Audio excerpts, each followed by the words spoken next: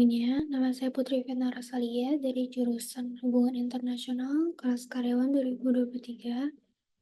Hari ini saya akan mempresentasikan apa yang telah saya pelajari dari chapter 1 sampai 8 di mata kuliah Metode Penelitian Sosial. Yang pertama ada chapter 1 dan 2, Human Inquiry Paradigma. Kalau kita pikir-pikir, manusia itu pada dasarnya sudah seperti peneliti sejak dahulu. Kita sering mencari pola untuk memahami dunia sekitar. Misalnya kita percaya bahwa setiap pagi matahari pasti terbit, karena selama ini selalu begitu. Atau petani yang memperkirakan hujan dari tingkah laku hewan.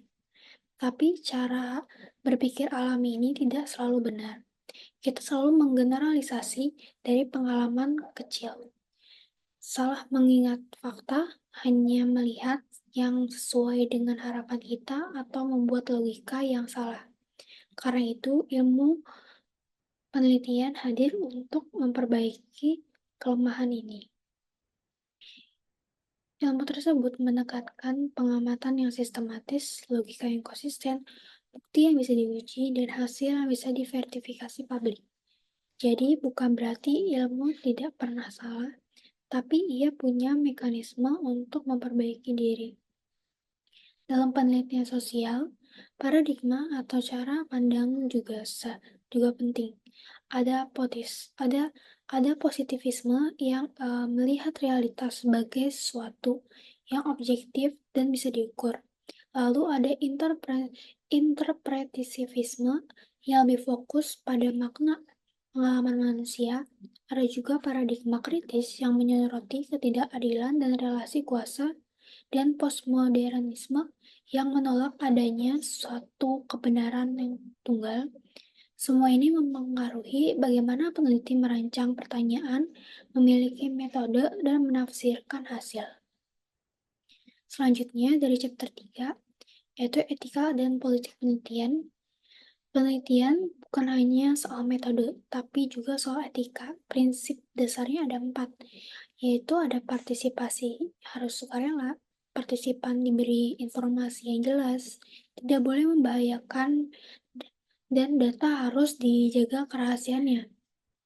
Sejarah menunjukkan banyak kasus ketika prinsip ini diabaikan, misalnya Tuskegee Spylilis tadi, di mana pasien tidak diberi pengobatan, padahal obat sudah tersedia.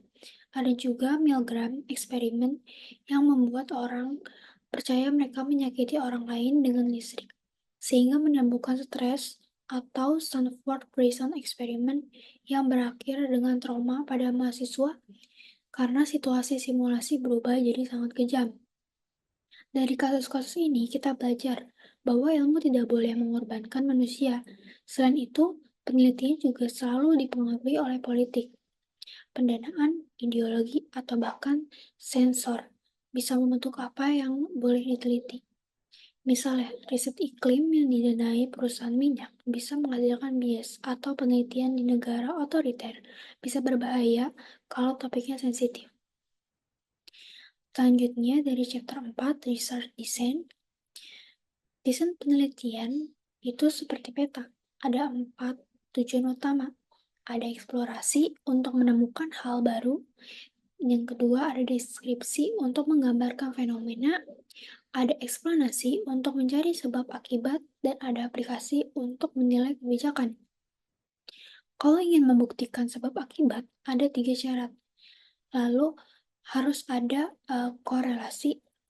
Sebab muncul lebih dulu daripada akibat, dan hubungannya tidak boleh palsu. Misalnya, kita ingin tahu apakah olahraga teratur membuat orang lebih sehat. Kita harus tunjukkan ada korelasi olahraga memang dilakukan sebelum kondisi kesehatan membaik. Dan tidak ada faktor ketiga seperti pola makan. Kita juga harus hati-hati dengan unit analisis. Apakah kita meneliti individu, kelompok, organisasi, atau dokumen? Salah pilih hal tersebut bisa menimbulkan kesalahan. Misalnya, ecological fallacy, yaitu salah menggeneralisasi data kelompok ke individu. Dari segi waktu, Desain bisa cross-seksional, sekali ukur misalnya survei opini publik, atau longitudinal, mengikuti perubahan dari waktu ke waktu, misalnya studi panel. Di chapter 5, Conceptual and Measurement, dalam penelitian sosial, banyak konsep yang sifatnya abstrak, misalnya demokrasi. Apakah artinya hanya pemilu? Atau juga soal kebebasan berbicara, pers atau rule of law? Proses untuk memperjelas definisi ini disebut conceptualization. Setelah jelas definisinya, langkah berikutnya adalah operationalization, yaitu mengubah konsep menjadi indikator konkret. Misalnya, demokrasi bisa diukur lewat tingkat partisipasi, pemilihan jumlah partai, atau indeks kebebasan pers. Dari indikator inilah muncul variabel, dan setiap variabel punya level of measurement. Ada nominal, ordinal, interval, dan rasio. Ini penting karena menentukan analisa apa yang bisa dipakai. Kualitas pengukuran ditentukan oleh reliability dan validity. Reliability artinya hasilnya konsisten kalau diulang. Sedangkan validity artinya benar-benar sesuai dengan konsep yang mau diteliti. Selanjutnya di chapter 6 ada index, scale, and validity. Dalam penelitian sosial, seringkali satu indikator saja tidak cukup untuk menggambarkan konsep yang kompleks. Karena itu, peneliti menggunakan indeks dan scale. Indeks adalah gabungan dari beberapa indikator menjadi satu ukuran. Misalnya untuk melihat status sosial ekonomi, peneliti bisa menggabungkan pendidikan, pendapatan, dan pekerjaan. Dengan begitu, hasilnya lebih utuh daripada hanya melihat salah satunya. Scale mirip dengan indeks, tapi lebih memperhatikan tingkat intensitas sikap. Contohnya yang paling sering dipakai adalah skala Likert, di mana responden memilih dari sangat setuju sampai sangat tidak setuju.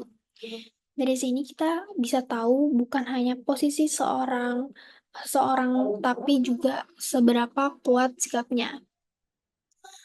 Menyusun indeks dan skala perlu ketelitian. Indikator harus tepat, pernyataan konsisten, dan instrumen sebaiknya diuji dulu sebelum digunakan. Setelah itu, kualitasnya dicek lewat validitas dan reliabilitas. Validitas berarti ukurannya benar-benar sesuai dengan konsep yang diteliti, sedangkan reliabilitas berarti hasilnya stabil dan konsisten.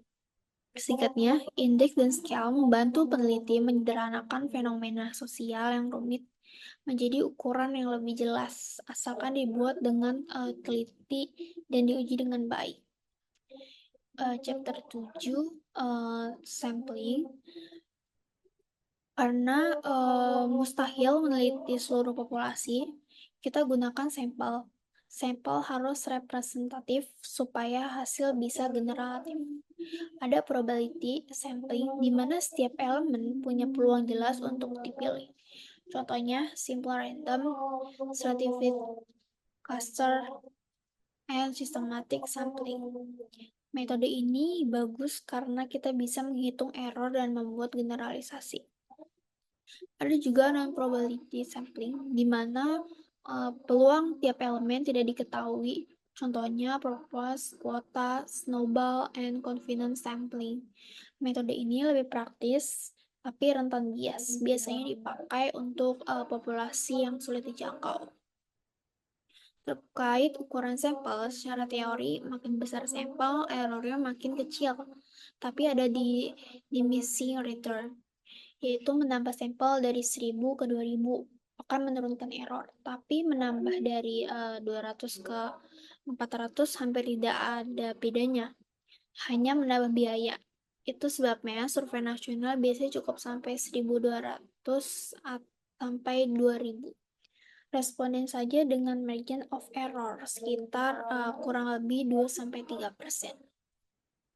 Yang terakhir ada dari chapter 8, yaitu eksperimen and causal inference. Eksperimen adalah cara paling kuat untuk membuktikan hubungan sebab akibat. Dalam eksperimen klasik, ada variabel independen yang dimanipulasi, variabel independen yang diukur, pretest dan posttest. kelompok eksperimen, kelompok kontrol, dan kelompok double-blind eksperimen untuk mengurangi bias. Subjek biasanya dipilih dengan randomisasi atau matching agar kelompoknya seimbang. Selain eksperimen klasik, ada juga desain pre-eksperimen, Salmon Control Group, natural eksperimen, dan sekarang banyak juga eksperimen berbasis web karena lebih murah dan luas jangkauannya. Eksperimen punya kekuatan, bisa menunjukkan hubungan kausal dengan jelas, hasilnya relatif, mudah direplikasi, dan kontrolnya ketat. Tetapi ada juga kelemahannya, kadang terlalu artifisial sehingga tidak sepenuhnya mencerminkan kehidupan nyata. Dari sisi etika, eksperimen juga penuh tantangan. Kadang peneliti perlu menggunakan diffusion, misalnya menyembunyikan tujuan peneliti supaya perilaku partisipan natural, tapi ini bisa menimbulkan stres atau rasa bersalah. Karena itu, peneliti harus menimbang manfaat pengetahuan dengan resiko yang mungkin ditimbulkan. Kesimpulannya dari chapter 1-8, kita bisa lihat bahwa penelitian sosial adalah progres yang berlapis-lapis. Dimulai dari saya ingin tahu, diperkuat dengan paradigma yang berbeda, dijalankan dengan etika, dipandu oleh desain penelitian, didefinisikan lewat conceptualization, diukur lewat operationalization, diperkuat dengan indeks dan scale, dilaksanakan dengan sampling yang tepat, dan akhirnya diuji dengan eksperimen. Setiap langkah berkaitan, kalau definisinya kabur, indikatornya tidak tepat. Kalau sampelnya bias, hasilnya tidak bisa digeneralisasi. Kalau etika dilanggar, peneliti bisa merugikan orang lain. Jadi, penelitian sosial bukan hanya soal teknik, tapi juga tanggung jawab. Intinya dengan memahami semua tahap ini, kita bisa melakukan penelitian yang bukan hanya valid dan akurat, tapi juga bermanfaat, relevan, dan bermakna bagi masyarakat. Sekian dari saya, terima kasih.